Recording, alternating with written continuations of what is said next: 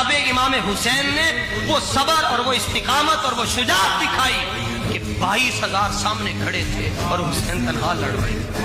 113 سوراخ آپ کے جسم اقدس میں ہو گئے۔ جب 113 سوراخ آپ کے جسم اقدس میں ہو گئے، حسین سے کوئی تلوار کے ذریعے نہیں جیت سکا، انہوں نے تیر مارے، تو آپ نے اللہ کی بارگاہ میں عرضی پیش کی، رکا پیش کیا، اللہم ردم بقضائک وصبرا علی بلائک وتسلیما علی امرک سبحان ربی الاعلی۔ الہی یہ اتنے سوراخ میرے جسم میں ہو گئے، 72 میں نے قربان کر دیے، اب تیری بارگاہ میں عرضی پیش کرنا چاہتا ہوں، ایک سوال کا جواب چاہیے، الہی بتا کیا اب تو مجھ سے راضی ہوا یا نہیں ہوا؟